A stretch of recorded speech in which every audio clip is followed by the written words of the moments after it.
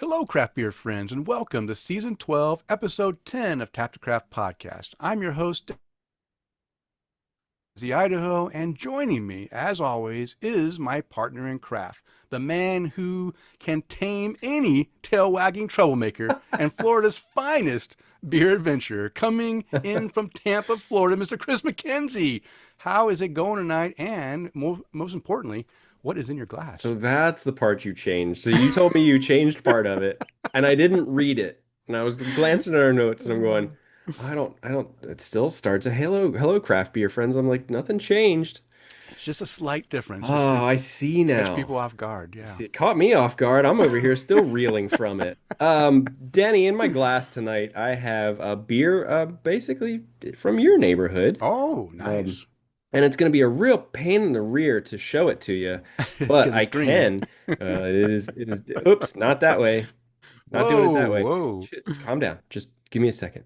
Uh, just background, Okay. and then All right. where's Yeah, a that little bit button? more. Okay. And that. Yeah, a little bit here. Where's that stupid button? All right. Well, Ah, there we go. oh, okay. There. That's green. Yeah, fresh as Ah, it yes. gets from Mother Earth. Brew Co. Is what is in my glass tonight, and man, I'm doing fantastic. I'm just now trying to Hey, look, it's back. Look at me. I know how to do this. But doing great, enjoying a beautiful Monday. Just went out and just like every other weekend, went out and found some shark's teeth yesterday. Okay. I was Um, going to ask if that's that thing full yet. no, but it's close. It's close, It's right? getting I am there. shocked at how Getting there. full that container is. When you first showed it to me a few months ago, it was empty. I said, "You'll never fill that thing up," and it's almost full. Yeah, we went to a new place. We went to a river this time, and instead of being in the Gulf of America, not the Gulf of Mexico, but the Gulf of Okay, America, America. Yeah. um, we went to a river. Friends of ours were camping on the river, and again, it's another just busy place for finding shark's teeth. So we got to check it out, and the river was nice and low, so we just sat in the river. Which think about sitting in the river in Boise right now. A little chilly. A little chilly. Yeah, Yeah. it wasn't bad. It's probably 78, 80 degrees in the water. That's a Not little too chilly. shabby. Yeah, yeah. But yeah, found some, had some fun, had a few beers, hung out with some friends. But what about you? What's in your glass? How are you doing? Tell us about the week ahead, Denny. Yeah, I'm doing great because I took this week off. It is Thanksgiving week, and every Thanksgiving week, I take the whole week off just to relax and prepare for the holiday, season that's here Yeah. to come. So I'm doing really well. I'm still tired. I just can't get enough rest. But I always perk up when we get on here, record, start drinking beer and chatting because I enjoy our interactions. But what's in my glass today? I'm also drinking something here locally. Can't really focus on that. But this is Mad Swede Brewing's Caber Toss This, you wee lad. Scotch Ale, 7.2% ABV. It's one of the several four packs I picked up before they closed down their tap room. Nice, dark Scotch Ale. Love this beer. Probably the one beer I drank of theirs more than any other beer, even their black IPA, because black IPA only came around once a year, and this beer was around all the time. So Mm. love this beer. Love this beer. Love to celebrate Mad Swede. Drink it while I've got it because it will be gone before the end of the year, I'm sure. All right. Well, I didn't even put my beer into the list here. I was so That's eager to okay. get I'm on here and I'm pretty talk sure beer. that beer's been on our list before. It's been on the list. Yeah. Yeah. I'll add it. I'll add it before I get the show notes going. But you know what? Let's get this show started. Before we get too far into the show, we always want to let anyone new listening know what Tap to Craft podcast is all about. We are an educational podcast focused around celebrating all things craft beer because we want to assist you, our listener, along in your craft beer journey and adventures. And you are listening to episode 296, and we're recording on Monday, November 24th, 2025, and we are live on Facebook. If you'd like to join us during our recording session sometime, you can do that on the Monday prior to release at 8:30 Eastern Time. And in this episode, we are going to learn a little. I Use your words. You could do it. Oh, in this episode, we're going to discuss some Thanksgiving craft beer foods and pairings. Just a little segment, just because this episode will be released on Thanksgiving Oh Day. yeah. So if you're done watching football and you're done eating dinner and you need to go do some cleanup around the house afterwards, pop in your earbuds and listen to us would be great. We're also going to talk about some shocking craft beer news stories as Mm. well as a beer tasting that we'll have. A little segment later in the show. And of course, you can count on Kris and I having some great conversation. And talking about Kris and I, we want to thank all of our Patreon supporters because this episode is brought to you in part by our satisfied Patreon supporters like Mike Allen, Bill Schlimmer, Amanda and Kevin Argauer, Mike Blanchard, Tara Carlson, Jib Kutzel, Alex Fuchs, and Eric Scotty Ward, who are all our virtual producers, and Tom Byrne, Jeff Seiler, Johan Halberg, Chad Moss, Mark Church, Eric Groundley, and Batman Dan, who want to buy us a virtual beer. And we've got my buddy Peter Tim. He just wants to toast his hosts with a little cash donation there. If you enjoy the content we provide, we invite you to support the show by toasting your host or buying us a virtual beer or even becoming a virtual producer. You can explore the options on our support page by visiting patreon.com/tapthecraft. All right, Kris, let's do our Beer Speak 101. You want to handle that for us? Yep, I'm scrolling right back up to it. I was trying to do my Okay. new and noteworthy Oh, beers, but there's oh, this you're is trying to sneak something in there, huh? yeah, well, it's quite a show outline you've put together. Mm-hmm. So Beer Speak 101 is where we briefly define common and not so common beer terminology.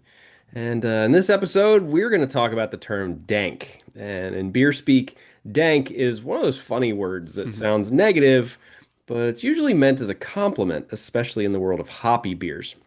So, a good casual way to think of it is when somebody says a beer is dank, they're talking about big, punchy, resinous hop aromas that remind people of things like sticky pine, Mm-hmm. sticky pine, Sticky.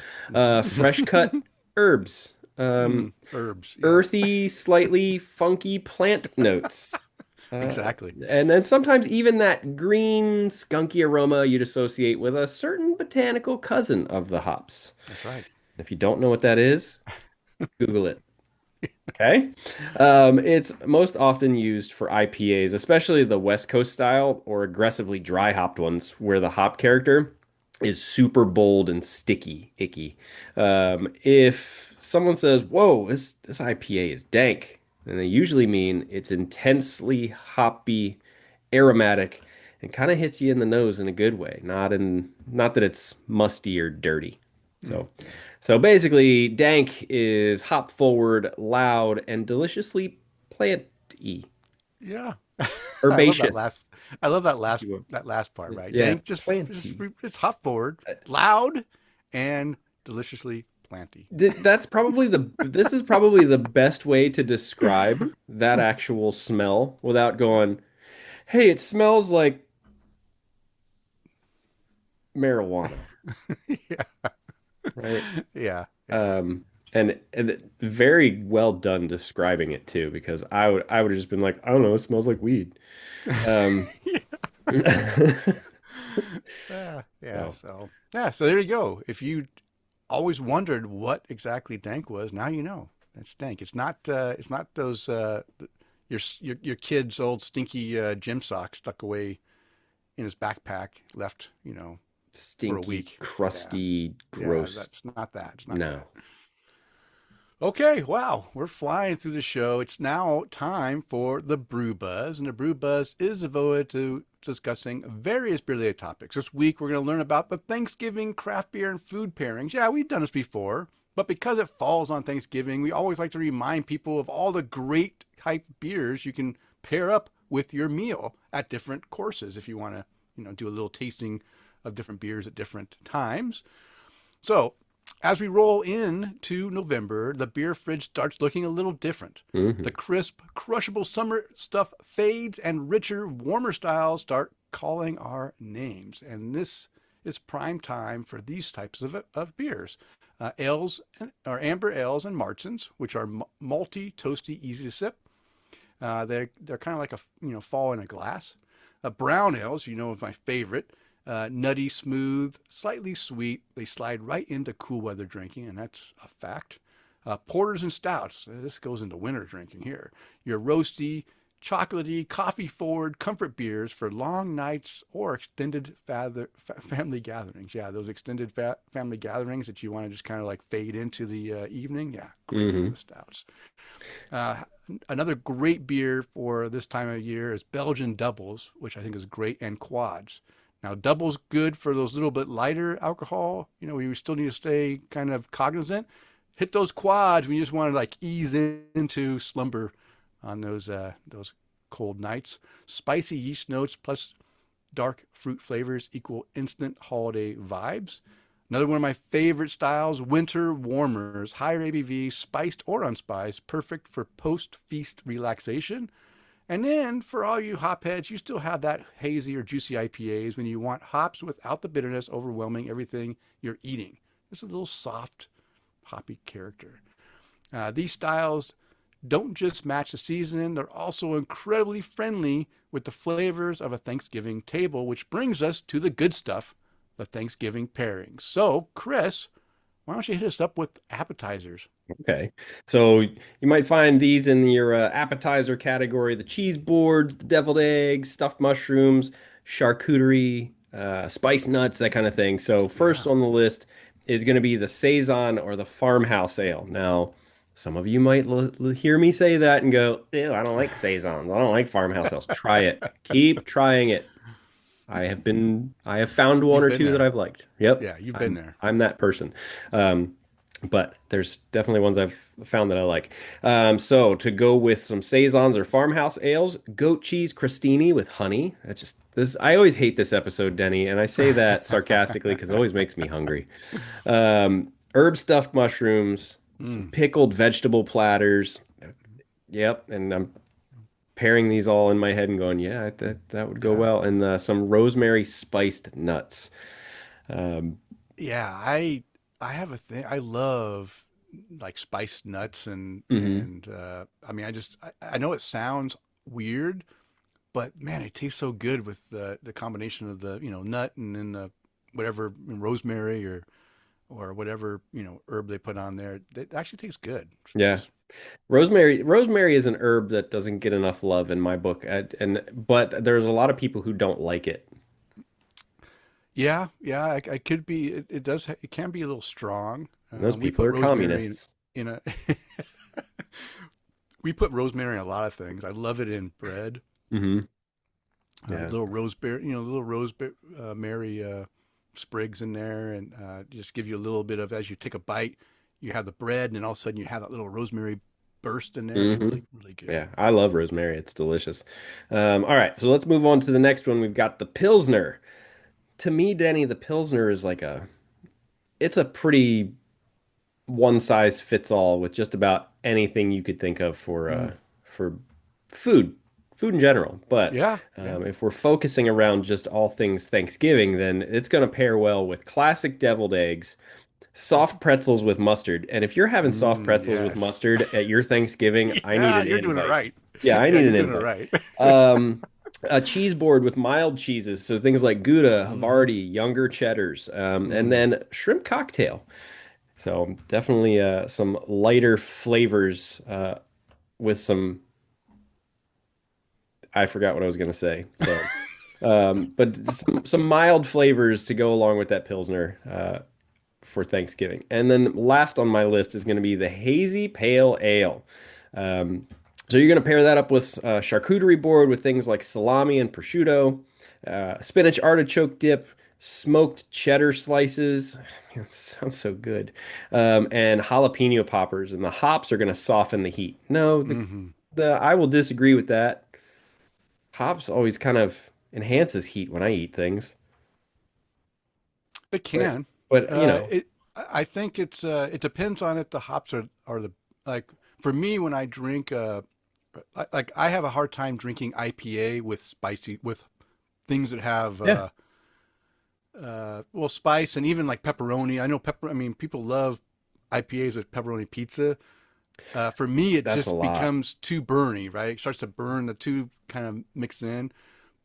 I think with the hazy though, already being a softer mouthfeel and not super harsh. Hops are more Acidic. softer and not so acidic. I think they're a little bit softer. I think I've never tried a jalapeno popper with a hazy, but Oh man. I Um, might try it. well, if I don't know if we'll be able to get to it because we're doing dinner here, just the three of us at home. But Okay. if anybody's doing jalapeno poppers with your hazy pale ales, let us know. Um, And I think I don't think it's meaning necessarily the ones you buy the frozen Totinos or whatever those deep fried ones. The mhm. ones I'm thinking of that my buddy Sean does really well is he takes the jalapenos, he cuts them, he scoops all the seeds out, fills them with a cheese sauce, Mhm. and usually then wraps them with bacon, All right. and then he smokes them on his Traeger and he pulls them out. And Okay. those, because it's just the flavor of the jalapeno and not necessarily heat. Um, I can actually drink IPAs with his jalapeno poppers because it's not as you know it's not as bad. So Okay. I Well, think maybe that those are better than the crusted deep fried ones yeah, that that makes a lot more sense. I was like, normally people just the cream cheese would soften all that stuff. yeah. No, that makes a lot of sense. All right. So Denny, what's next on the menu? Yeah, well, now we're going to get into some soup and salads. Wow, that's soup and salads. What goes good with soup and salad? Well, how about some butternut squash soup? My favorite. Sarah makes a badass butternut squash soup. Creamy soups, green salads, cranberry vinaigrettes. A few beers that you should try is amber ales. Mm, Butternut squash soup with toasted pumpkin seeds with an amber ale. Yeah, I can see that. Actually, make the soup with some amber ale in there too would be great. Toasted beet salad with goat cheese. I'm a huge fan of beet salad, and yeah, amber ale. Normally I don't drink beer when I eat a salad, but maybe an amber ale would be maybe it's good. time to start. Maybe I should start. Yeah, yeah. Warm barley salad with herbs, caramelized onion soup, like a French onion soup. I'm guessing they're talking about there. Wow. Yeah. Okay. Amber ale. Another one. How about some wit beer? Go with that Belgian wheat. Yeah, some of that Blue Moon or um, what's the one? Hogarden, Oh, right? garden. Yeah. Hogarden. Okay, let me burp real quick. All right. Garden salad with citrus vinaigrette, chicken and wild rice soup. That sounds good. Cranberry or apple cranberry salad with pecans. Oh, that sounds really good too. Light vegetable bisque. Wow. Belgian wit. I could see little Belgian wit with some Yeah.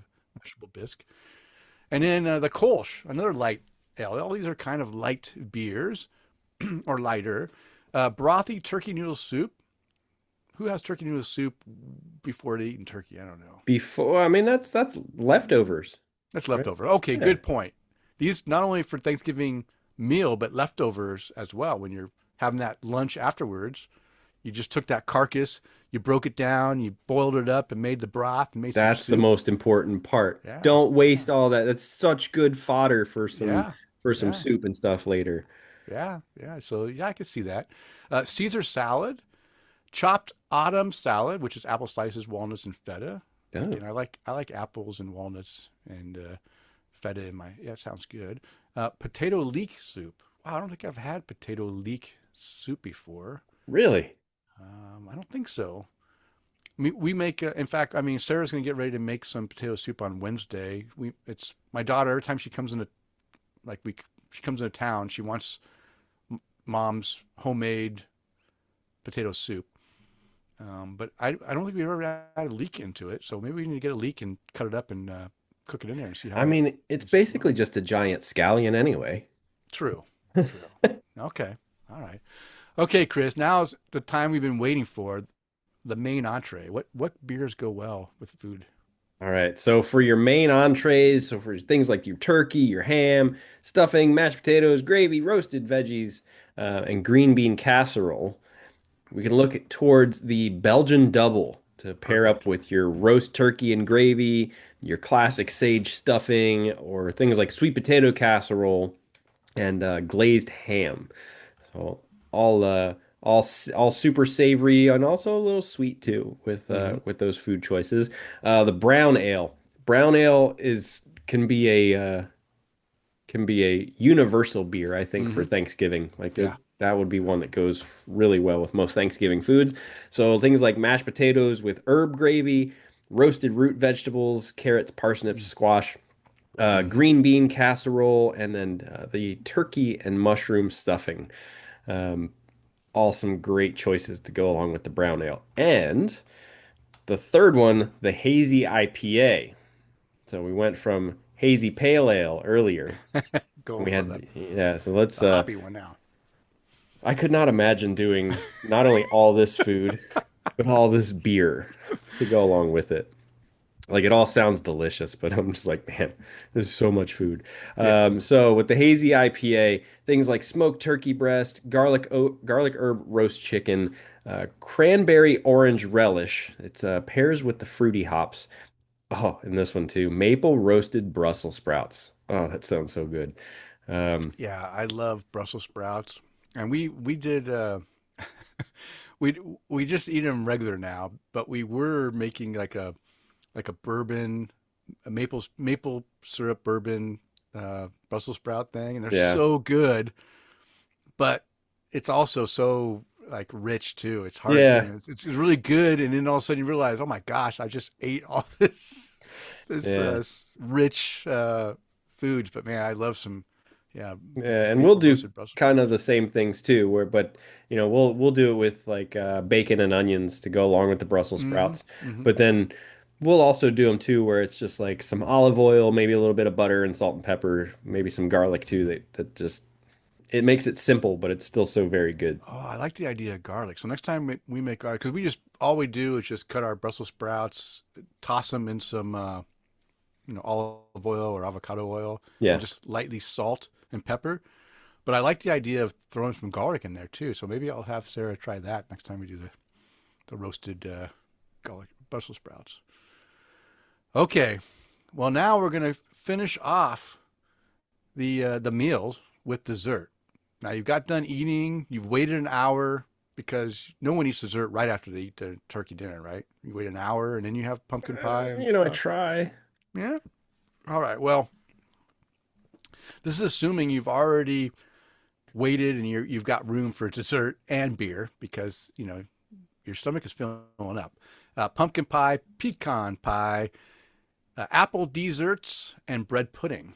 Mm. All great Thanksgiving desserts. First off, Imperial Stout, going big here.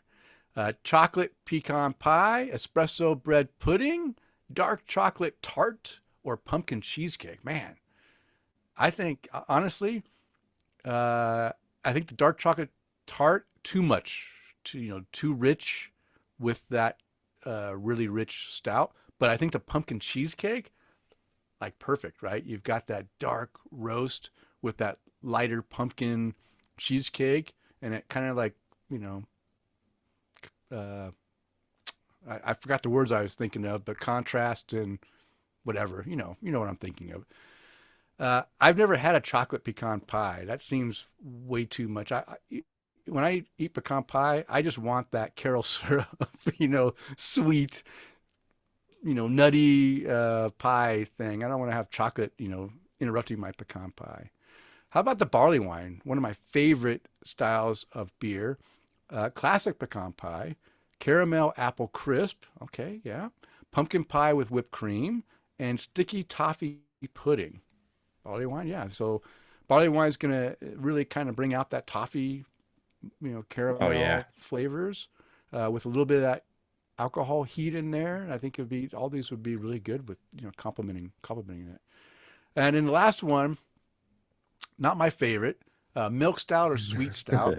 Again, you're talking sweet, mixing with an apple pie with vanilla ice cream. Okay, the ice cream is nice. Cinnamon bread pudding, nice. I think I might might go I okay. don't know. That Uh, that might a be a sweet, little too sweet on much. sweet. Yeah, but if it's not too sweet of cinnamon bread pudding, if it's maybe not so sweet, Well, maybe. I'll give you my input on it when you get through this list too. Okay, okay. Pumpkin roll. I'm not. I don't like pumpkin roll. It's too. I don't like the cream in the bread. Maple walnut cookies. Oh, I could. I definitely like some maple walnut cookies. That sounds delicious. Okay, what's your Yeah. take on this? So if you were gonna go with something to me personally, if I was gonna pair a beer with these four desserts, I'd still stay in that realm of like dark beer, but like a dry Irish stout. Oh, nice, nice. Okay, let's put dry Irish stout on the list. If in case you don't like the sweet stuff, like you can go with the dry Irish Because stout. All right. I'm just and I immediate every time I think of milk stout, I immediately think of that, left hand milk stout.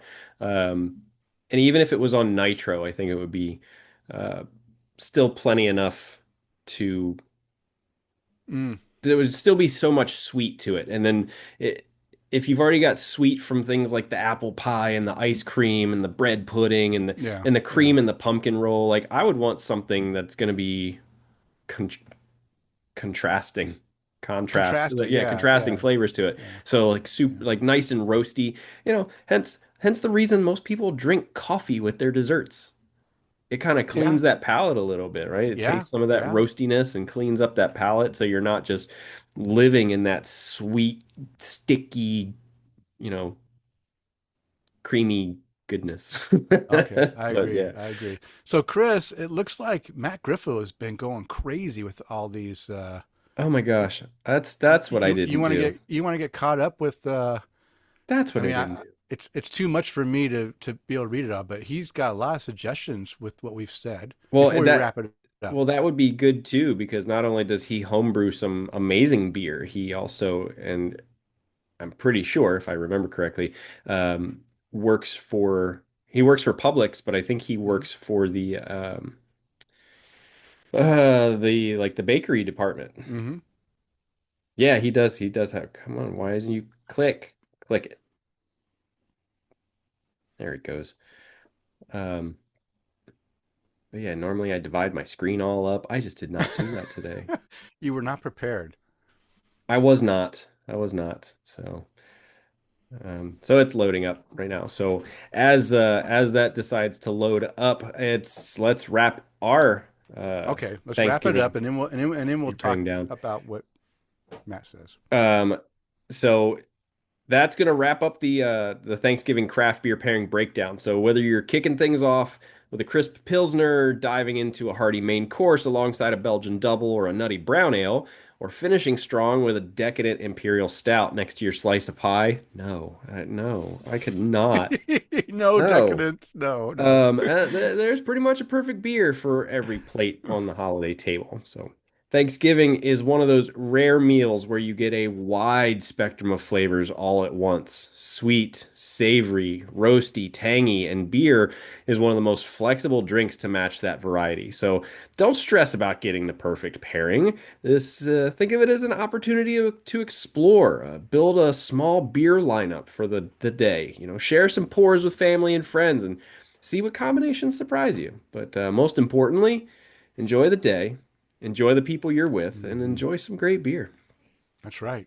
That's right. So, uh, Okay, you guys summarize all of okay, Matt's comments. He summarize. has a lot of Uh, stuff. I it's Something about if you live. Eric Gronley said, I 100% agree on Rosemary, Chris. Matt said, oh. good course to sneak in a West Coast IPA for the more intense cheeses, and for Mm. sure anything rosemary. Jesse said, I feel like thyme and tarragon are not loved enough. I will give you that for tarragon, Jesse. Thyme holds a special place in my heart too. It's Yeah, we use a nice. lot of thyme too, but I don't think I even have tarragon in my spice cabinet. And Most we have a people lot of, don't. yeah, we have a lot of spices. So what am I missing with tarragon, Chris? Um, Good with seafoods, good with some Okay. vegetables. Tarragon, I used it mostly in seafoods when I was using it. Okay. Good with chicken. but so good with mushrooms. Okay. Mushrooms, Yeah. okay, because I eat mushrooms. So Um, okay. and then Jesse said, I'm glad I ate already too. Matt Griffo, poppers and porter all day. Oh yeah, Yeah, nice I'd one, I'd give nice you that one. one. Jesse wants to know, did you really have to say carcass? Yes, yes. Matt Griffo, I go triple every year, Chimay White specifically. Oh Rodenbach, yeah. where'd it go? Rodenbach Classic might also be a solid choice. Bitterness in the dark chocolate would cut the stout. If you've got dark chocolate. Were we talking about dark chocolate? Yeah, it was. Okay, dark I chocolate said I tart. don't. I wasn't all about the dark chocolate tarts. It seemed like too much, but maybe I'm wrong. I've been wrong before. Well, that if you went to the dark chocolate that you prefer, mostly cocoa. Mine is yeah. I typically only eat 90% and above dark chocolate You're with just nothing a else added. you're just I just bitter, like the that's bitter. all. I just like Yeah. the bitter. So for me, maybe that would cut cut it. But if the stout is already bitter, depends on the stout, I guess, because if Yeah. the stout is bitter and the chocolate is bitter, it's just more bitter and it's Yeah. just Yeah, yeah. nothing complimenting. Definitely some contrasting flavors. Matt said also, sorry, culinary degree, you're in my zone. Yeah. Yeah, yeah, nice. You and me too, buddy. Um, but yeah, that's quite a spread for some Thanksgiving foods and then beers to go along with it. Yeah, yeah. That's a lot of drinking. So, before we get into this, I have to show you something. Oh, okay. Show me something. This glass that I'm drinking out of, and I'm Yeah. ging to do this thing with my camera again. You're gonna try So, to turn off whoops. the green screen again. Oh, Uh, whoa, you're all fuzzy. You're all Wrong fuzzy, buddy. button. I know. Stupid thing. Oh, there you Okay. go. You're looking So, good. 10-year anniversary from our friends over at Marker 48. Oh And yeah. I was fortunate enough, I got one of their last Love the glasses. glass. So, Nice. so Marker 48, they got the manatee in there, which is great. They got some hops in there. The John The Reeves UFO. project, so they got Yeah. the UFO Yeah. in there. But then a decade of drafts, the Yes. actual Marker 48. Yeah. The Marker 48 Then the sign. Airstream, they do wiener dog races during Oktoberfest. And They've then got everything in there. your favorite, The cat. Willie Mielsen. I love the cat. Yes. Tina gave him some love before we left when we went and visited him for Nice. the 10th anniversary. So um, I love this glass. Like it's a little bit of everything. It is. Um, this would be to me, oh, and even for Tina Ryman at Marker 48, her Mm-hmm. plants are on here, like that kind of thing Yeah. too. All the plants Um, inside. this would be the ultimate Florida glass for me. It's missing one thing, Lightning. an alligator. Oh, what? Alligator. An alligator. And a But lightning bolt. well, I mean that but this highlights their area so Okay. well, Yeah. right? The Yeah. manatees and all that stuff. What? And then their brewery too. Yeah. Yeah. What Because about they the big underwater diving thing too? Oh, the caves. I The don't know if cave there's the only thing I don't think there's anything on here because that's in the springs. in the Um, springs. Yeah, they go do the diving and yeah, and usually the springs are part of the manatees and stuff like that too. So okay. it's a little bit of everything, but I wanted to show that glass off because I was glad that I actually snagged one You because got lucky. You got after lucky. we left, they put a post out that said, "Hey, we're all out. Like we might have a case of glasses left, so come get them." But they Nice. sold out all the t-shirts and the hats and stuff too, to the point where they were going to do a whole new order if anybody wanted any. So Oh wow. that's pretty cool. That is Pretty cool. cool. Well, congratulations to yeah, to Marker 48, 10 years and they're doing going strong. I'm happy for them. Yeah, me I'm too. happy for them. Me too. All right, Kris. I finished off my beer. Me too. Okay, good. So we're ready for our next beer, which is our tasting beer from Druid City Brewing. It's called the Park View Imperial Porter, coming in at 9.2% ABV. And this was care of Batman Dan. Thank you, Batman Dan. We really appreciate you providing some beers for Kris and I to enjoy, as well as do tasting segments on the show. So I'm going to pour this into my stout B cup. So Denny, I had a little problem. Okay. my snifter glass. What kind of little problems you have? That's my snifter glass. Well, it's a little problem. That Um, is a small glass. This is not the size of the glass, it's how you use it. Damn it. My snifter that I've been using for the last, oh, I don't know, 8, 9 years that I got at a Tampa Bay Brewing Company event called Fire and Beer. And the Hmm. premise around Fire and Beer was it was 8% beers or higher. Nice. I don't know, and I think I've said this on the show before. I don't know who printed them. I don't know what magic they put on those things. I ran that must have gone through the dishwasher 50 to 100 times and it Yeah. still looked as good as the day I got it. Yeah. It broke. Oh no! Who broke it? It broke. It broke. Understood. So I am currently in the market for a new one. If I happen to see one when I'm out and about, I'm gonna grab one. But for now, I wanted to grab a glass. That's a. I It's like a, that glass though. it's a 5 ounce taster. It is from one of the Yeah. badass beer fests that we did. I don't know if you Yeah, did that's a cool glass. from I like that one. 2021. Yeah. Okay. Um, but I didn't want to pull out one of the ones that I was gonna have to like hand wash and carefully, Yeah. like I gotta hand wash this one. I can't just go Yeah. You throwing that don't in the want to. Yeah, dishwasher. you can't ruin that beautiful artwork. Yeah, but I'm gonna pour this in my 5 ounce taster glass. It means I can do it at Okay. my pace, or we can do some Okay. beer shots.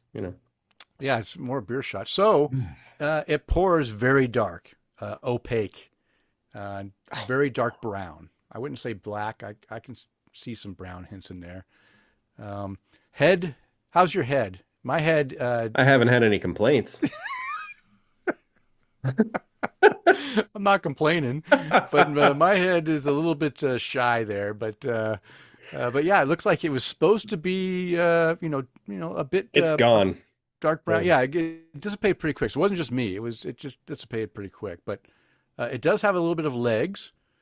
If you look on there, as I swallow it or swash it around my glass, Swirler it. yeah, it does kind of stick a little bit. So it does have some legs, but the head didn't. The retention is lacking. Okay, Druid City lacking in the head retention. Yeah, head's gone. Yeah. I guess. The aroma, take a nose hit of that thing. It definitely get some of that chocolate Chocolate and and stone fruit. wow, if you pick out stone fruit out of that, I just smell chocolate, mainly chocolate and a little bit of roast in there. Or But it kind of is blending into the chocolate, like chocolate roastiness. like raisin. Maybe there might be some dark fruit in there, but and a little bit of coffee. So I Maybe get that was the it. chocolate, a little bit of roastiness, kind of coming across, you know, espresso like. It's an imperial porter, so Yeah. really it's a stout. Yeah, I mean, what is the difference between an imperial porter and a stout, really? the probably the malt bill The malt bill. Okay. because they're probably going to use, and correct me if I'm wrong, they're probably going to use less roasted malt in it and more of, I don't know, two row or something. I don't Well, know. the roasted, yeah, that's true. Roasted malt is just to give a little bit of Son that of a bitch. roastiness and the coloring. So, but it is amazing that when you make a dark beer, that you think it's going to be all dark roasted malt, but it's not. It's just like a small amount of roasted malt and a lot of crystal malt. I brought this old like just rag in here Yeah, probably just to clean six up your months mess. ago. Yeah. And man, I'm so glad it's in here now because I swirled too hard. Oh, Sometimes was a you little swirl too swirl hard, you know? heavy. All Yeah. right, can we taste this thing? Yeah, No let's roast. taste it. Matt Griffo said no roasted barley. No roasted barley. Oh, that's the difference. Ah, Hmm. thank you, Matt. Man, that's coming I from a know we keep him homebrew. around for something. Devilishly handsome and has an insight on the brewing of the beer. That's right. That's right. All right. If I didn't mention it already, it's 9.2% ABV from Druid City Brewing out of Alabama. Alabama, Huntsville. Huntsville. Yep. Oh my gosh, if that's 9.2%, we're in trouble. Huntsville. Yeah, Huntsville. Oh, is it? Okay, let me take a sip. So go ahead and talk about what you just tried, and I'll try it soon. So like cocoa, like bitter dark chocolate, a little bit of coffee, and so smooth. Um, and mine also being in a smaller glass, it's definitely warmed up a little bit. But It is smooth, oh my God. and it tastes it tastes like a stout. It But it tastes like doesn't a have the stout to me, mouthfeel of a though. stout. It doesn't have the mouthfeel. You're right. It's thinner in body, and it is it's it's not as bitter as a stout can Hmm. come across either. So I think that's the key too. It's thinner, not as bitter, but you're right. It's got a dark chocolate. Uh, to me, it's a dark chocolate care. You said cocoa, but yeah, Yeah, I mean, cocoa. and when But I for mean me, cocoa, like it's like a dark cocoa, like a you know, I don't mean like hot chocolate. I mean like cocoa yeah. powder bitter. Okay, yeah, yeah, yeah. Definitely bitter. Um, but you're right. It's 9.2%. I'm not going to say that I don't feel that there's any alcohol in here because I can definitely like I take a sip. I'm like, okay, yeah, it's a beer, Yeah. but it is pretty smooth. I will say it's smooth, and that is what I like. I just had a what was the I just had an Imperial IPA, and it was like drinking like it was so bitter, and now I can't remember what it was. I hope I'm Was it something from here in Tampa? I don't know. What was It it? might be. I'm trying. trying to remember Denny. what I drank. Listen, I had an imperial stout that was like super bitter. I said it on tap. So if you see my okay. tap, I'll say it's really bitter. I don't think it was from. Actually, I think it was something I got here locally, Okay. Well, and it just like it was good, but it was just way too bitter. Right. I that's a like stouts that have bitterness, but I don't want it to be way bitter. Right. I want it to mellow it out a little bit. yeah. Matt also said no roasted barley is kind of an out is pretty outdated. Some modern porters can use some. Some you can use some roasted barley, but that's just kind of like the textbook answer. Hmm. Yeah. Chocolate. I think the key here is chocolate with a little bit of roast. Super smooth. Let Um, me get my temperature on I here. was just about to say I need you to take a temperature because I'm getting hits of vanilla in it now. 51. Yeah. I'm going to say vanilla as well. I'm 51 inside the glass. Yeah. 68, 69, Wow. 69, 69 in the Yours glass. is hot, man. That thing is like, Oh, it's wait a like minute. Never mind. room 56. temperature. Oh, okay. So when I was holding the glass, I tilted it and it hit my hand. So here we I go. was like, damn, that thing is like drinking tap water. 57. Okay. Yeah. Mine's 51. So mine's a little bit, give it 3 more degrees and it'll be like the perfect temp, but it's still pretty good. But yeah, this is I'll tell you what, I was worried when it was an Imperial I Porter and I was was too. afraid it was going to be boozy. Boozy? Not boozy. Uh, No. d- They knocked this one out of the park. Like yeah, this one is awesome. And if um shoot, what straight what straight straight to ale. straight to ale, I think Jesse said that they bought Druid City. If they make this a year-round release, this is great. This is a Yes. great beer. I don't, what by any chance did you see what Dan rated it on Untapped? No, but I could tell you. Um, man, this beer is great. I am really enjoying this. I love the fact that it's got that kind of I don't want to say rich, but that deep chocolate, Duh. but not overbearing, right? It's got Oh, this. damn it, Daniel. He hasn't rated it. Mm, But I'll give you the insight to what the notes say. Imperial Porter, which hides its 9.2% ABV very yeah, well, it with a does. Yeah, smooth chocolate super roasty smooth. flavor. Yeah, oh, geez, that's exactly what I We just said. nailed it, Denny. Look at us. We should do like a show or I something. I just that's what I just said. It's exactly right. That's exactly what this beer is. It is very drinkable for an Imperial Porter at Yeah. 9.2. It's a drinkable big And beer that will it's get you jacked up. yeah, jacked up is the nice Yeah. way to put it. And it is not it kind of dries out at the end too, so it's Yeah, it's not dry. No, super no, no. sweet. It's dry It's very drinkable. I'm afraid to like I've already drank half the glass, and I want Yeah, this to last the rest same. of the show. I don't want. Yeah, same. They just have big Um, hands, that's all. yeah, great beer. Dan, thank you very much. Yeah. This one shocked me. I still have another can left. I haven't even tried this yet. I wanted to do this, all the beers well, I think pretty much all the beers I've tried first on the show before I drank the second one that you sent because I want to be caught off guard and surprised when I Well, drink them. I And feel like that's kind of the risk you take. I mean, if you send us a oh, beer and we did I try it show on the this? show, yeah. Parkview. Yeah, I didn't show You that. you're I think you need to get some more light in there, Denny. Your camera's having a hard It's time because focusing. I set the hard focus Oh, so it doesn't autofocus because if I do the autofocus then my camera locks up. we need to So get you a new camera. no, I like my camera as long as Okay. it doesn't do that sticky All right. All right. camera thing. But yeah, great beer. Right now it's a 4.5 cap rating for me. It might be a 5 by the end of the I glass. I'm going 5 on this You're one. going 5? Yeah, just because of how easy it is to drink, the chocolate That's true. notes that come out of it, and then you get a touch of sweetness from some of the vanilla flavors in it. And I should lock up. Oh, okay. oh, I'm sorry, and it's the touch of vanilla. A vanilla, yeah. Um, Comparing this to my favorite Imperial Porter, which is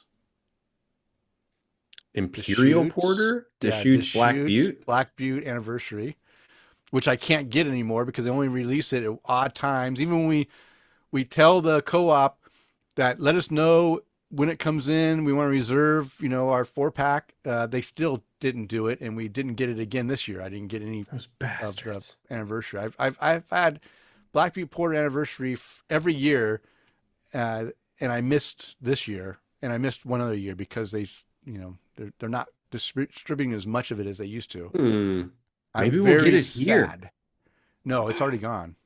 Well, if they release it in odd times, maybe we'll get it here. Listen, I'm excited. By the way, Eric Scotty Ward, thanks for the heads up on the Jubal Ale. Oh yeah, yeah. Jubal And Ale then in Florida. and he and I have been having some fun going back and forth. You know, he told me it was in the area, and I was like, all right, well, I'll look it up. Fortunately, Deschutes, their website is fairly accurate on who has it and who doesn't. So I found it at this brand new beer and liquor store just south of us. And I was like, oh, well, now I know this place is here too. But also, hey, they had it. Went and picked it up. And then he and I were texting back and forth, and he was like, it's weird. Like our Total Wine and More doesn't have it. Yeah, Like but these smaller. our quote unquote big box booze stores don't have it. And then he texted me a couple days later and he's like, "Oh, they finally got it, but it's $1 more than everywhere else." And I'm like, "Yeah, screw them. We go to the, you Yeah, know, we'll go to the local places." yeah, yeah. You know what? I might give this a 5 as well. I just gonna sip, and it warms up. It gets even better. Um, wow, what a great beer! But I typically will give my Black Butte Porter Anniversary ales when I was getting every year. And again, every year is a different beer. So some years I might have rated a little bit lower, but most of the time it's like a 5. That beer is way heavier Yeah. than this beer. This beer is super drinkable. Black Butte Porter Anniversary Ale, yeah, you don't drink more than one because it is heavy. It's big and you just can't you just want to do more than one at a time. But this beer you could definitely get messed up drinking Oh, more real than one. fast. Yeah. Real fast. Okay, great beer. Go out and get some Parkview from Druid City Brewing if you can. You won't be disappointed. You'll be feeling good. Yeah, dude, if you're disappointed, just drink a little bit more. It'll make that disappointment go away. All right, Kris. We had some craft beer news stories hit us while between our this show and our last We show. sure did. We got 2 stories we want to talk about. Kris, I'm going to let you take the first story. So why don't Okay. you go ahead and talk about the first news story? So this first story kind of blasted out all over.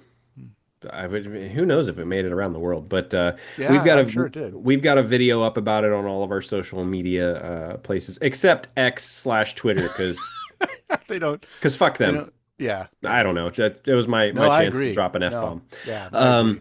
so the abrupt closure of Rogue Ales, and I've chatted with a handful of people about this, and they're kind of bummed about it, and I don't blame them. Rogue was kind of one of those breweries that were one of the first ones around, and they were making those beers, and well, I mean, we'll get into it in the story here, but yeah, it's just like wow.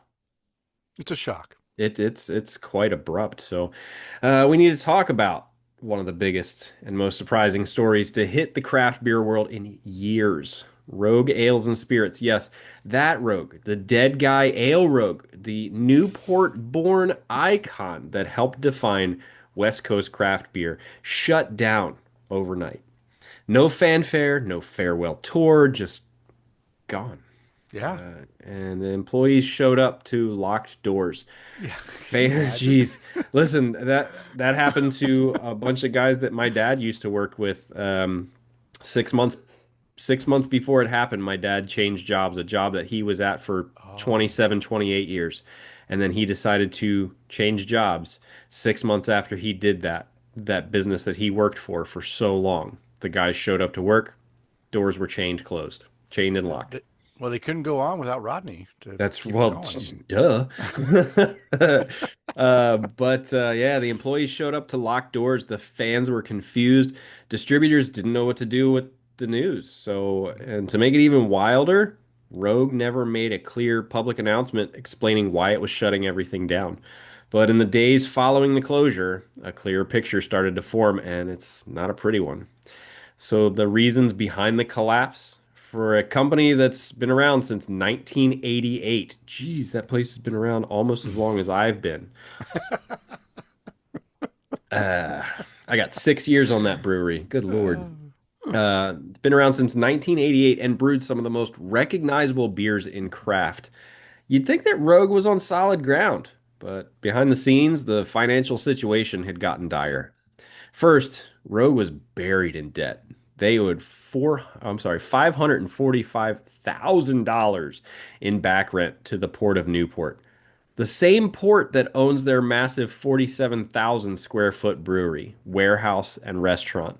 They also owed tens of thousands in unpaid county taxes, and some reports suggest their total liabilities might have exceeded $1.4 million dollars when you add up rent and tax records from multiple properties. That Mm, that's that's it's a lot. incredible. Yeah. Second thing, sales were in a nosedive. Mm, Rogue's sales fell 18% in 2024, which is huge, especially for a brewery of their size. And yes, the overall craft beer industry dipped, but Rogue's decline was sharper and more severe. And Denny, you and I have talked about a couple of declines throughout the hmm. past couple of years, and it was 2%, 4%. Yeah. Like Yeah. 18%, that's almost a fifth. Hmm. Almost a fifth. Third, the signs were already there if you knew where to look. Mm. They had shut down their distillery operations earlier in the year and even outsourced their national sales to another company. Classic cost-cutting moves from a business under pressure. Mm. Well, yeah. And according to one of the founders, the board ultimately decided there was no realistic path to profitability. So the stark message, we closed. Now, with the resources we have to maximize what we can pay people. I'm sorry, the Hmm. resources we have to maximize what we can pay people.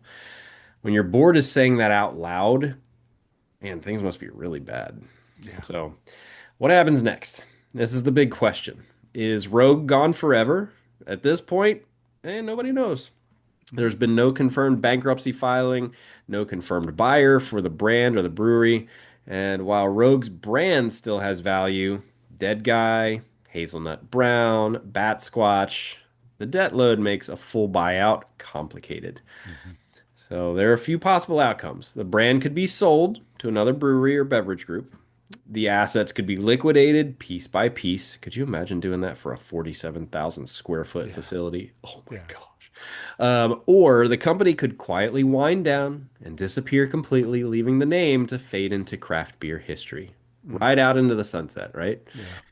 For a brewery that's been a symbol of Oregon craft beer for nearly 4 decades, it's a tough end. And it highlights the financial reality that many mid-sized legacy craft breweries are facing right now. We'll keep an eye on this situation as it develops, especially if any potential buyers emerge or if Rogue's assets go up for auction.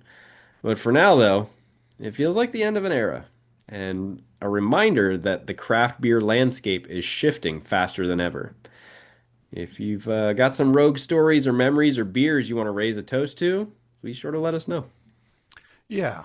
Um, it was a shocker for me to hear this. Rogue was an early um, brewery that I drank a lot of beer from in my early craft beer journey.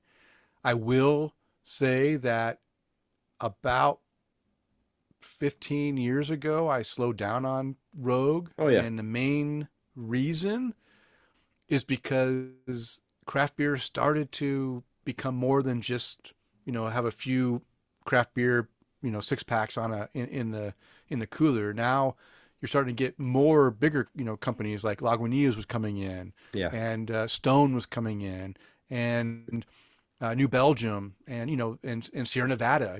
Other breweries are coming in, and Rogue in my area wasn't as as notable because we have other options. And what they did that kind of caused me to look away from them is they raised their prices. Mm, You know, 15 years ago, they decided to take the stand that, what, we're premium craft beer. We're going to charge a premium price. They raised their prices to six packs like $16. wow.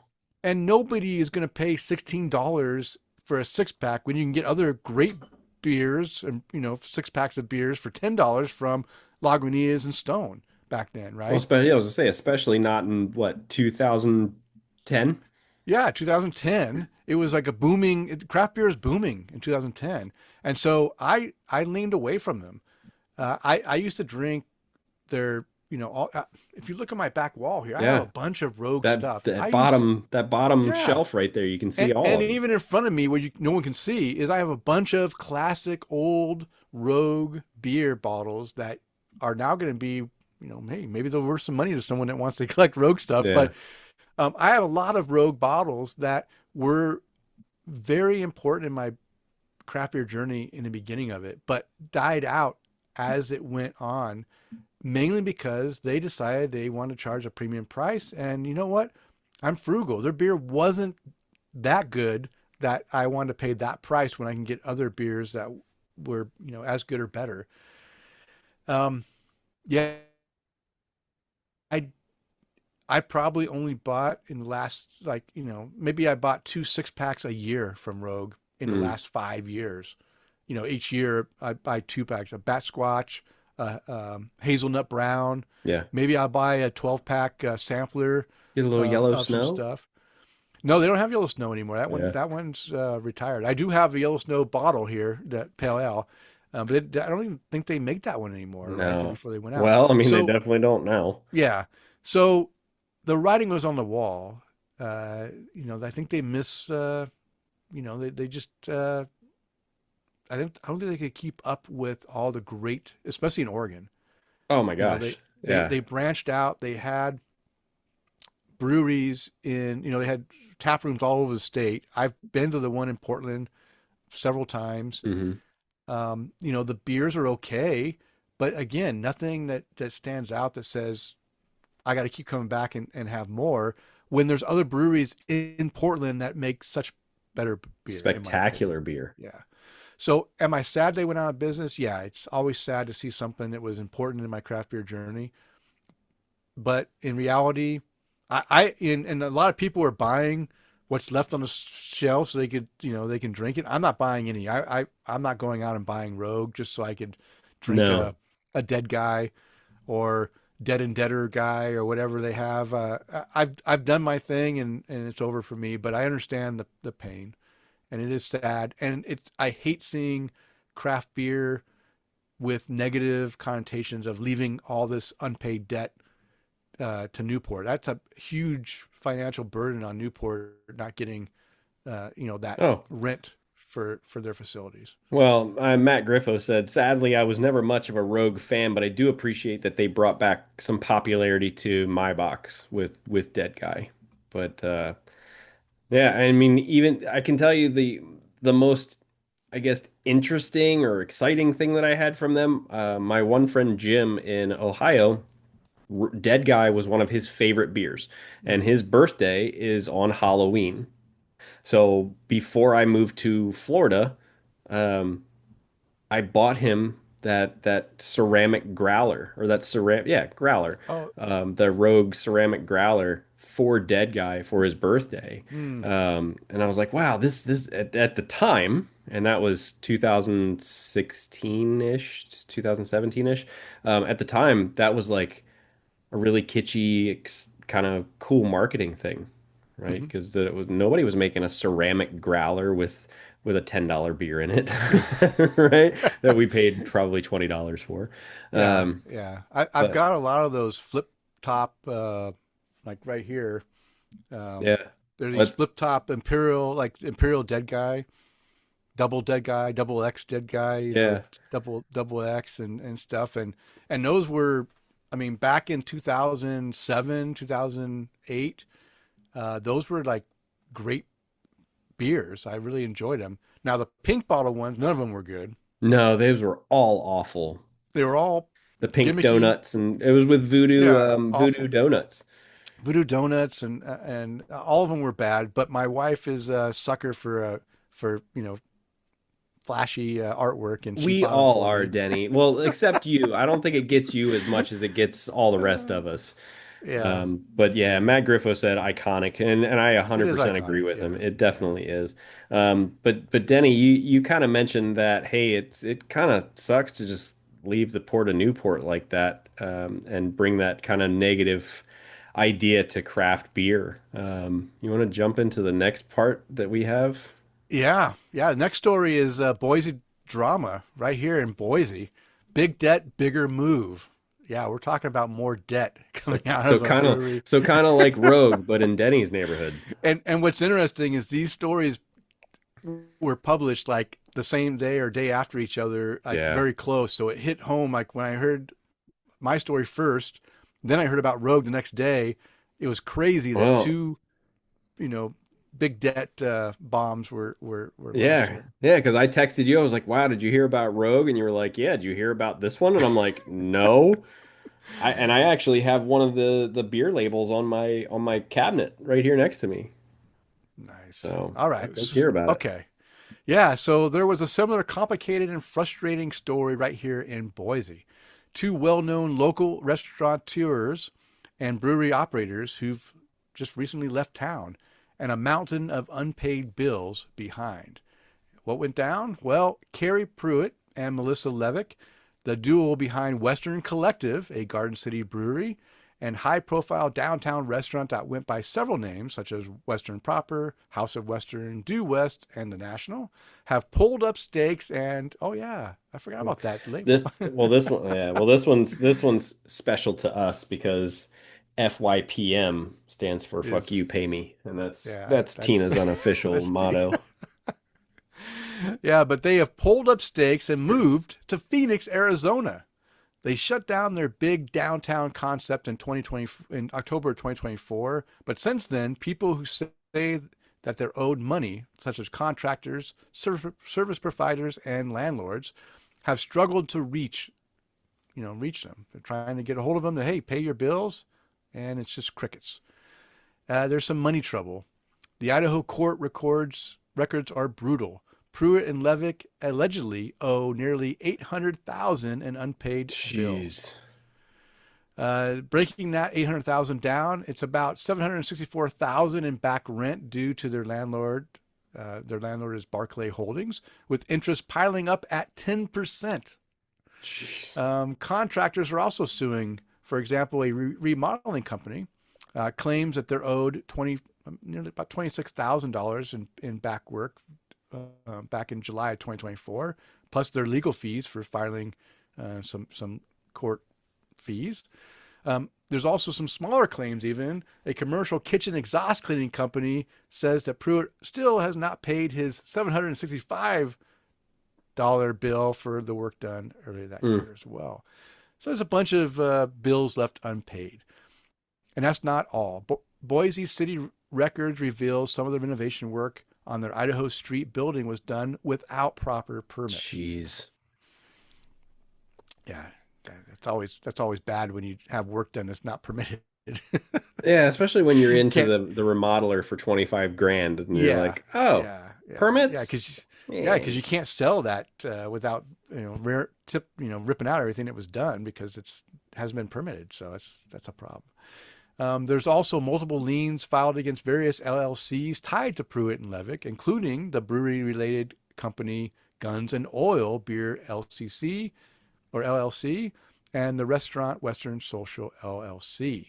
So how does this relate to craft beer? Well, if you remember back a few years ago when we talked about what is world-class beer, this Kerry Pruitt, he's the one that said we want to bring world-class beer to Boise or to Idaho, and that spawned that whole episode. So if you want to read or learn more about what that was all about, go back and find our world-class beer episode.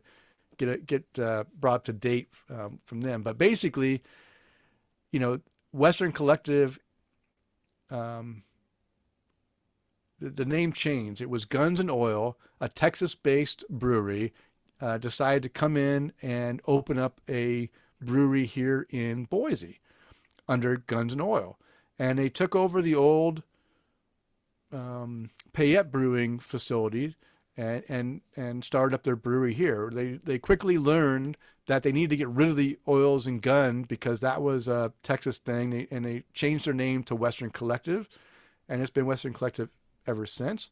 They brought in a bunch of named, like, award-winning brewers to brew beer and to try to bring up the quality of beer in the Boise area. Do they make some decent beer? Yes. But I don't know if I'd call it world class. I think it's decent beer, but I don't go out and seek them out. But what they did do is they did get their Western Collective beer all over the supermarkets in the area. So you can always go to any Albertsons here locally and find their beer on the shelves and pick up your favorite, offering. So they did do that, wide distribution in the area. I hope that they're okay. They are separate LLCs, so maybe the restaurant venture is not going to, cause any issues with the other one. But it sounds like they may have issues with the Guns and Oil as well. Yeah, but they are LLCs. They are different entities, and I totally get that. But entities are things. There are people behind the entities. Yeah. And man, what it sounds like is they are taking advantage of a system that's letting people do this. Yeah. I agree. It almost, I don't know if they came from Texas to Boise, with some, history behind them. And now the history caught up to them here and they're, going to Phoenix. But it seems odd that they're going off and starting something almost the same thing that just failed here. Oh my gosh, seriously. In another state. So it seems like a bad... it sounds like these are just like, this is like funny, it's called Western Collective or Western Social LLC. It's like I'm leaving this town, leaving this 2-horse town for greener pastures. And well, where are those greener pastures at? Those greener pastures are in Phoenix, Arizona. This is the Phoenix pivot. This is the pivot here. Not a lot of grass. Meanwhile, in Phoenix, the pair are launching a new venture.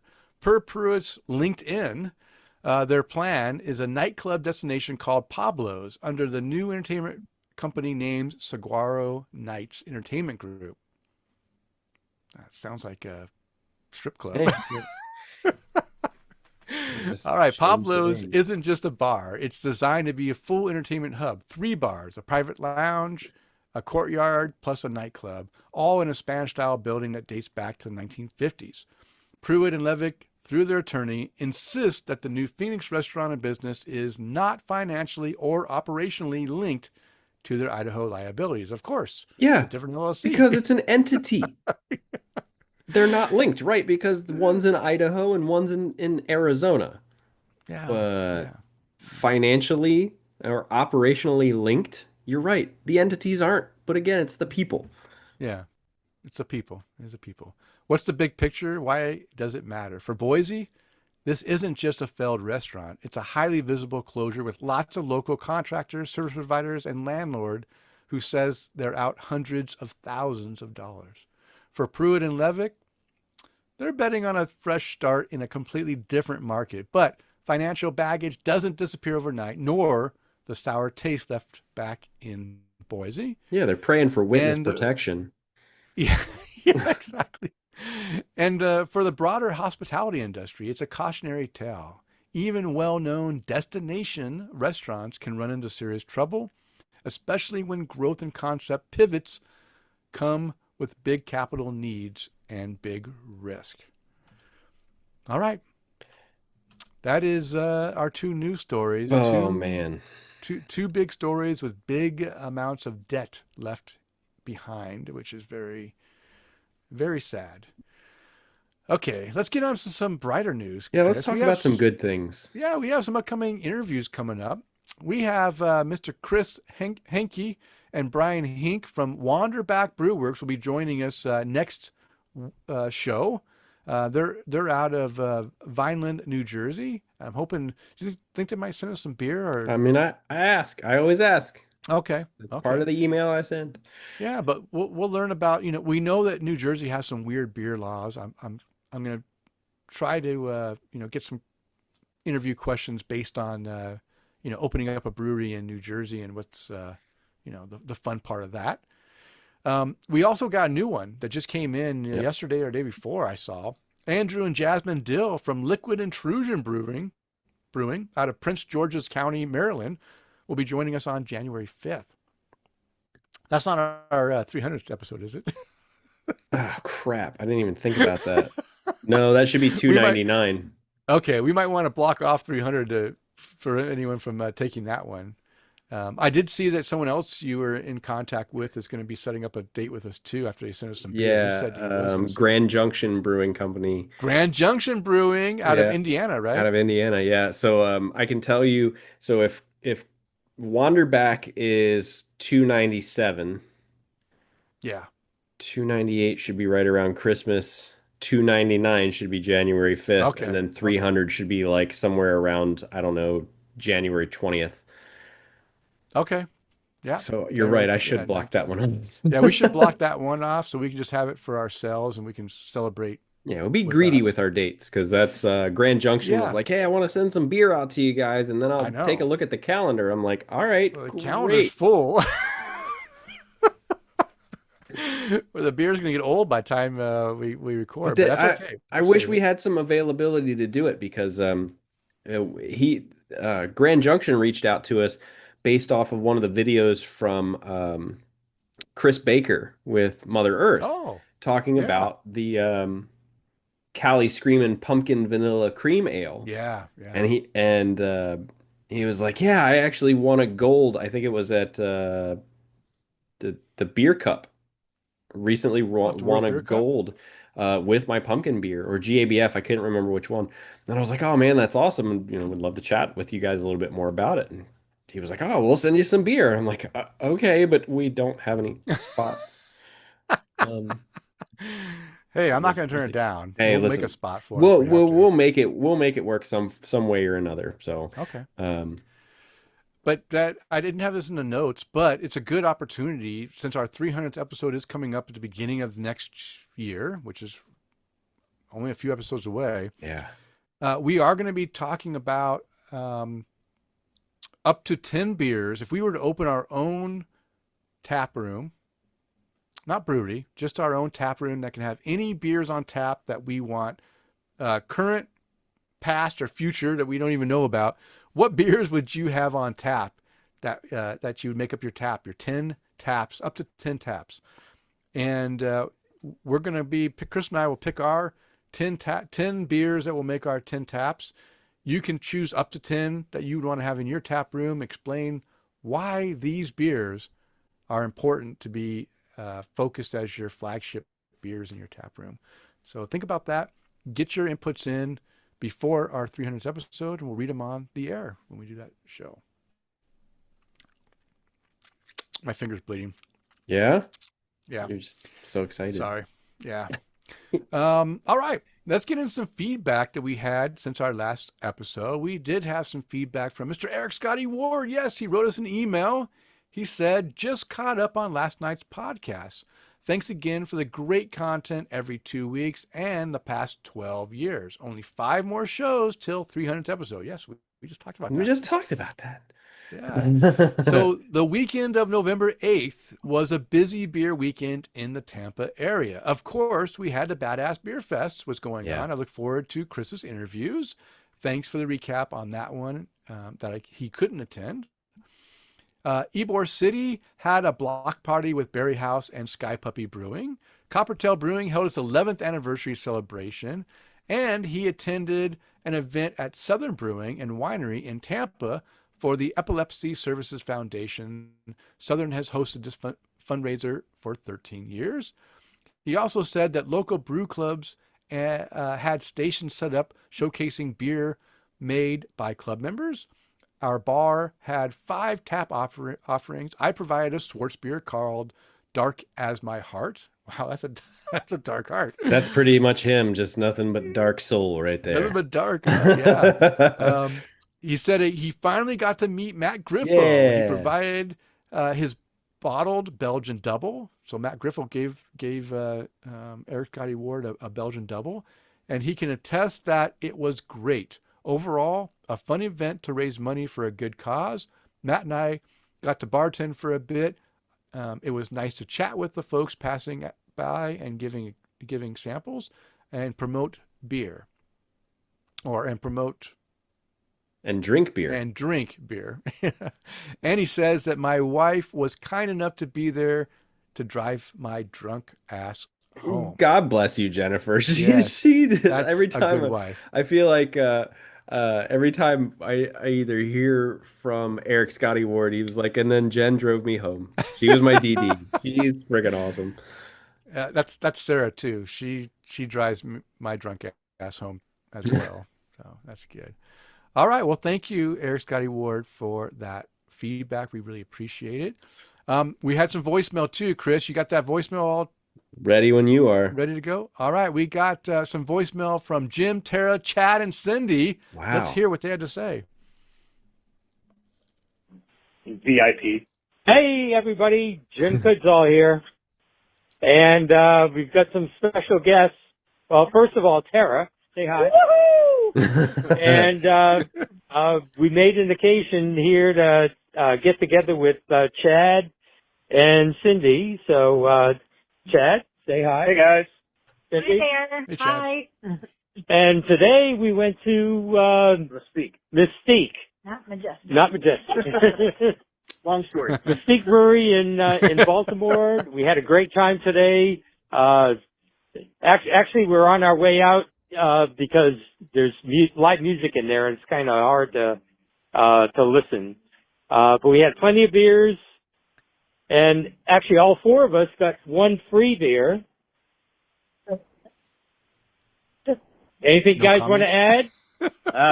Great beers, good time. Yeah, nice to see these guys again. Can't wait to do it again. Yeah, it's been a year since we did this last time. I think we called in the last time we did this. But we're going to try to make it more frequent now, if we can, because we're really not that far away from each other. So, there's no reason why we shouldn't. So, just want to keep it to one message this time. But, keep up the good work, guys.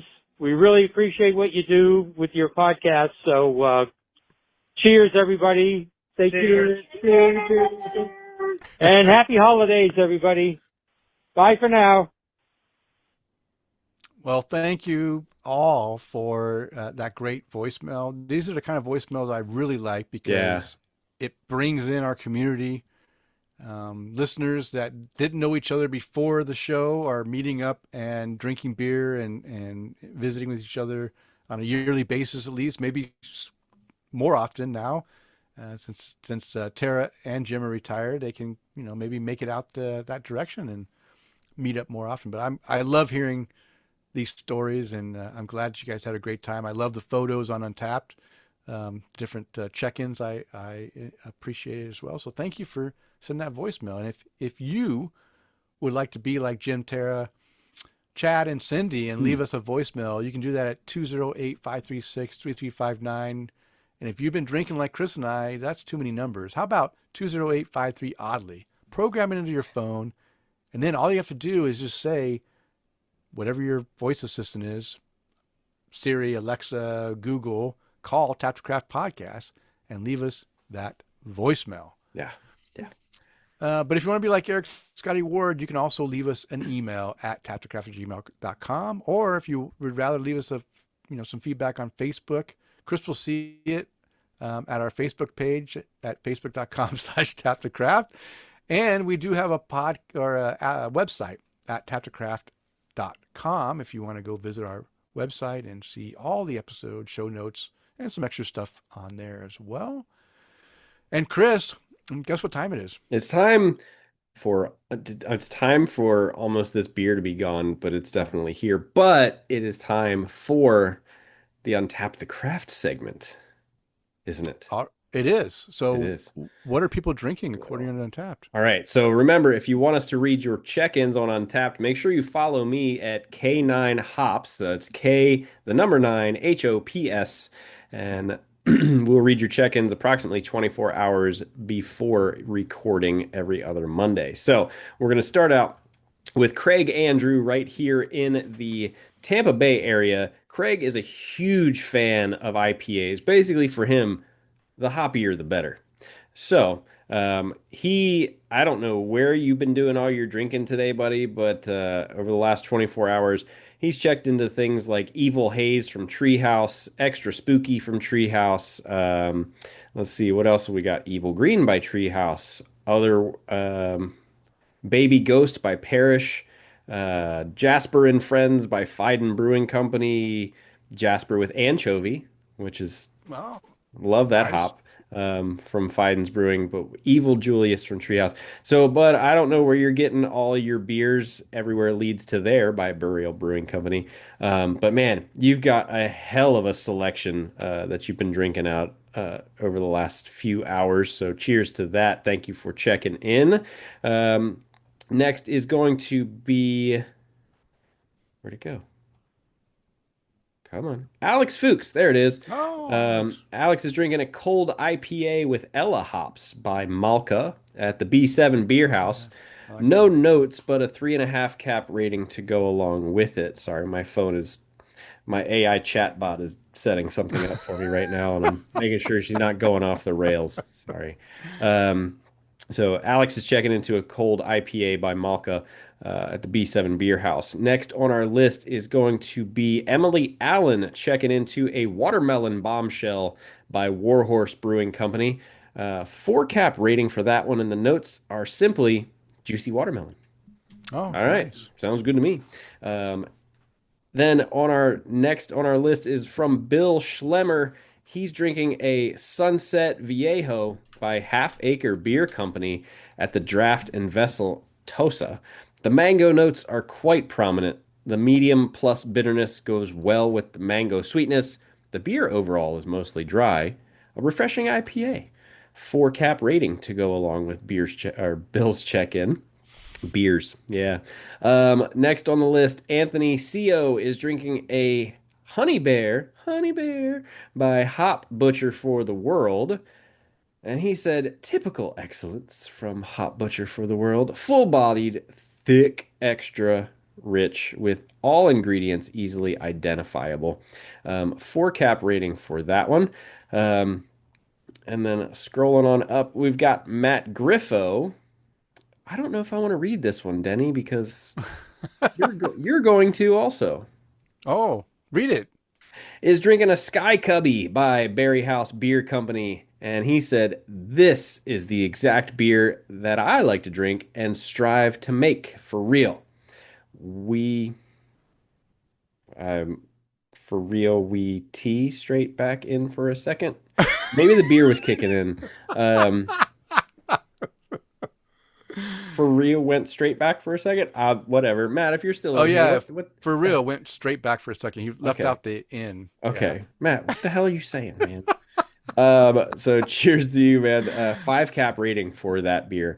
Chad Lamassa, he's got a continuous check-in streak. We're closing in on the 2 million show in a 2 row. million. Yeah, I mean it's the 2 millionth show in a row. We need to get him a medal or a trophy or something. He's drinking a Super Cat Daddy by Beer Tree Brew Company. Super strong and hoppy, 4.5 cap. That is a triple New England style IPA, clocking in at 10%. So he said super strong and hoppy. Yeah, 10% will do that to you because this 9.2% one is doing it. I know. It's doing it. If you can't tell, I'm a little bit Hey. flushed. My face is a bit red from this Listen, beer. if you guys don't watch this on Facebook or when we release it on YouTube, you don't get to see us like poking at ourselves, going, "My cheeks feel funny." I am feeling that 9.2. Yeah, me too. Believe it or not. And then Emily Allen's doing a little more drinking. Got the Birthday Suit 8 by Magic City Brewing Company. Matt said yes, that was supposed to say went. And also Cat Hand by Finback Brewery. Finback, Cat Hand yeah. is a double IPA, it looks like, with some Idaho 7 Eldorado Nelson 9%. Wow. That's a hefty That's double. a beer. That's a beer. And then we also got the Birthday Suit by Magic City Brewing. Also on our list, Eric Johnson drinking an Ink. Ooh, this one's a good one. I like this beer. Ink by Rheingeist Brewery. Oh, yeah. Dark roasted scent and equal taste. Coffee, chocolate, slightly bitter at the finish. At 10%, I'll sleep great tonight. What style of beer is that? It's a stout or a porter. I can't remember Okay. which. But I loved it Nice. because when I had them, and Eric, quote me if I'm or correct me if I'm wrong. Beer, right? Correct me if I'm wrong. You probably got this from Tavor. I got a set of 4 of these from Tavor a few years back that was like rum barrel aged, bourbon barrel Oh, aged, yeah. and the Yeah. bottles weren't the regular just like 16-ounce bottles. They looked like rum bottles.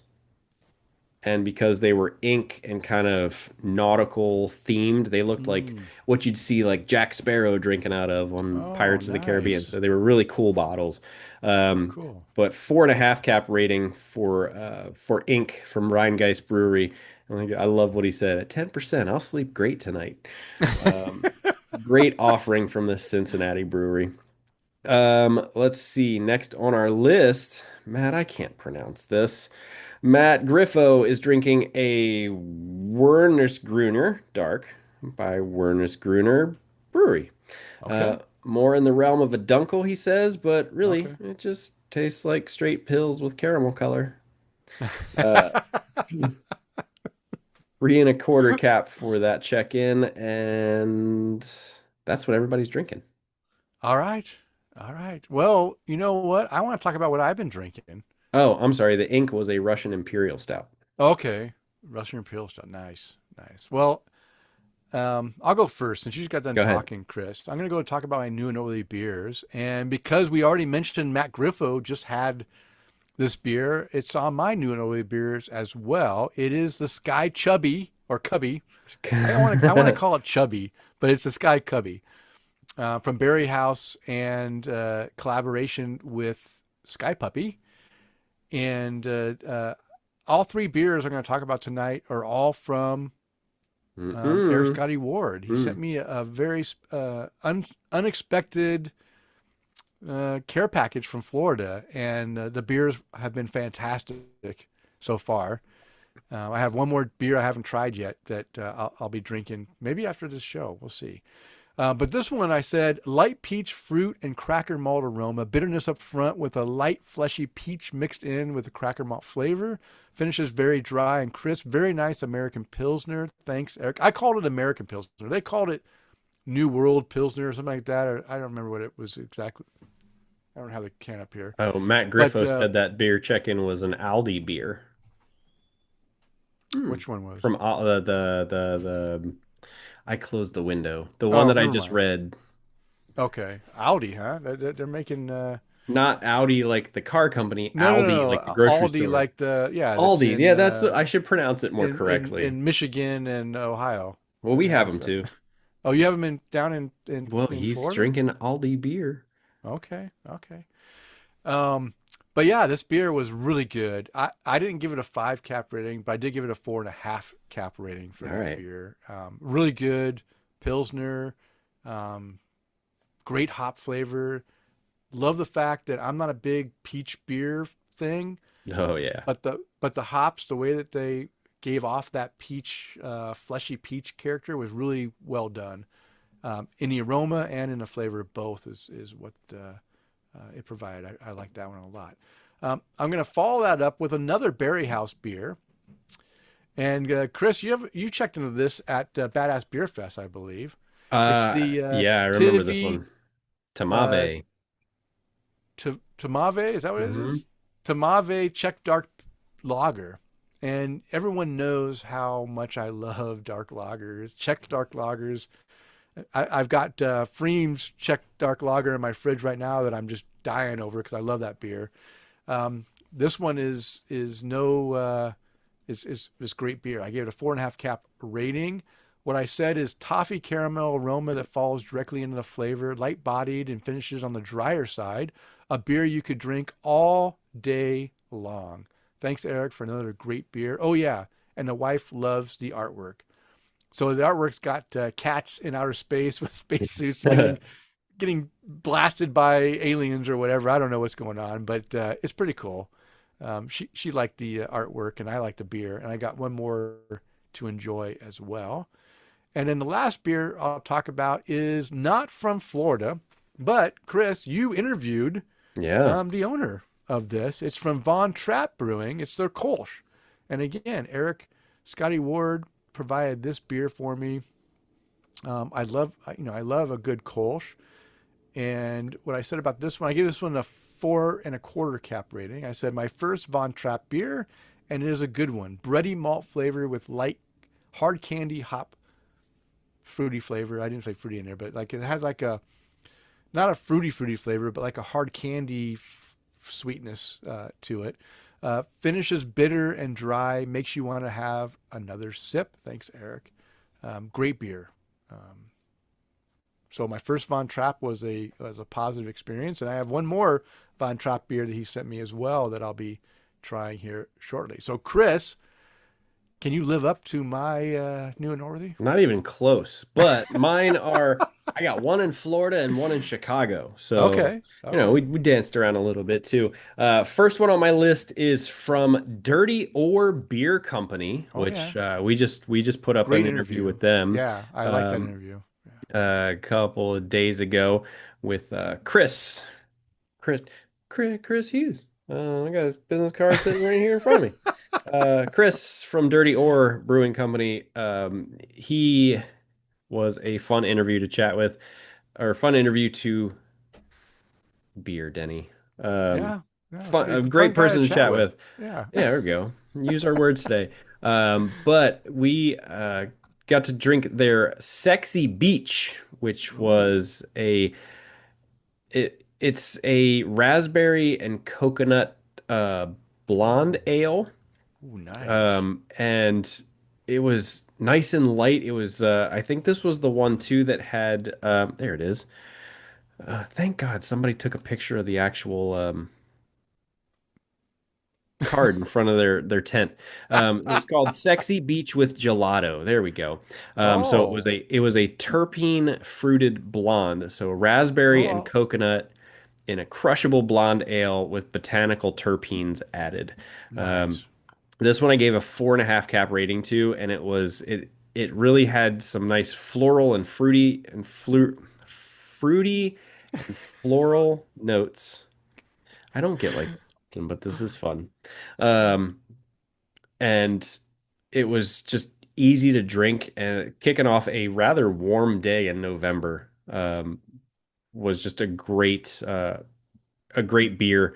Matt Griffo said historic Cocoa Village. That's where Dirty Ore is based out of. Oh yeah. Um, But a great fruity summer type beer like this would be a great one to have on the beach. That I'm just glad I got to try because I don't make it over to where they are very often, hardly ever. Let's just say that as far as how often I make it over there. But yeah, definitely a beach beer that I gave a 4.5 cap rating to. Nice. Next on our list is, or next on our new and noteworthy for me is going to be Lord of the Grid by Hop Butcher for the World out of Oh, nice. Chicago, Illinois. This is a collaboration with Magnanimous Brewing right Oh, here in okay. Tampa. Wow. And Wow. and they put this out for Badass Beer Fest as well. I gave it a 4 cap rating too, or 4 cap rating also. That they use citric hang on a second, citric Oh, mosaic and peacherine, if I'm reading that correctly. It's Peacherine. it's a it's a Terpene. double IPA Okay. from them, but just super juicy, super smooth, just a really easy to drink beer that would definitely catch up with you pretty quickly if you're not watching yourself at 8.5%. But Yeah. gave this one a 4 cap rating. I would have given it a higher rating had we not been playing water gun fights with the sanitizer spray solution at the table. Okay. Um, but yeah, great beer. I'd love to have the folks from Hot Butcher come on Yeah, for and chat sure. with us sometime Yeah, in the I'd near love for them future. to send us some beer to drink while we chat with them too. Yeah, they are delicious. Yeah. But Denny, that's what I've been drinking too. So it's my new and noteworthy beers. Okay. All right. Well, Kris, it is time. We've done a full show. Time to bring the show to a close. But before we do that, I always want to give you a chance to raise a glass to someone or something tonight. So, who would you like to raise a glass to tonight? I'd love to raise a glass to everyone in Yeah. general. Happy Thanksgiving, everyone. For those of you that do celebrate it, if you're listening to this somewhere other than the United States, hey, we want to say thank you. We're grateful for Yeah. the opportunity that we get to chat with you guys. It's not just about turkey and mashed potatoes and stuffing and delicious beer pairings. No, we're grateful that we get to do this every couple of weeks and chat with people from all over. But happy Thanksgiving to our folks celebrating here in the United States. Cheers to you guys, your family. Hopefully, you get to spend some time with your family and enjoy some delicious food and some delicious beers. Denny, what about you, my friend? Who would you like to raise a glass to? All right. I'll raise my glass with my little bit of beer left. Our Patreon toast tonight goes to Mr. Eric Gronley. If you're still on us with us on Facebook, thank you for your patronage. Cheers to you and your family. Also, big thanks goes out to Mr. Eric Scotty Ward, who sent me, like I already mentioned, sent me that very nice, unexpected care package from Florida. Great beers. Really appreciate that. Thank you for doing that, Eric.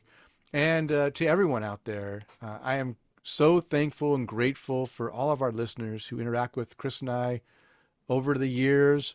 Um, we appreciate it. So it keeps us going. Not just the fact that Kris and I like to chat with each other, but we can do that without including everyone else out there in the world. But hey, we like our community and we want to keep going to enjoy this time. So I'm thankful for all you guys out there. May everyone have a very happy Thanksgiving. And of course, being a former serviceman, I want to raise my glass. I want to thank all those who have served and are currently serving in the U.S. military services, protecting our freedoms. Thank you for your service. And I hope all who are deployed are able to return home safely to their families very soon. And you can find the beers and the links. Well, you can find the beers on the show notes located on the show post at taptocraft.com. And it is last call. It is time to bring this show to a close. We want to thank you for downloading and listening. We ask you to please tell a friend and, of course, subscribe on your favorite podcast app. And as a reminder, we release a new show every 2 weeks. Now go out there and spread the good word of craft beer. Cheers. Cheers. For the